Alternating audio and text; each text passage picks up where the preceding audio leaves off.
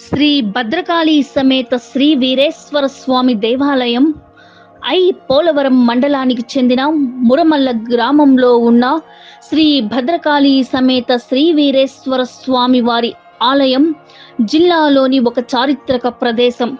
స్వామివారు నిత్య కళ్యాణం పచ్చతోరణంగా విరాజిల్లుతున్నారు. ఇక్కడ కళ్యాణానికి ఒక ప్రత్యేకత ఉంది.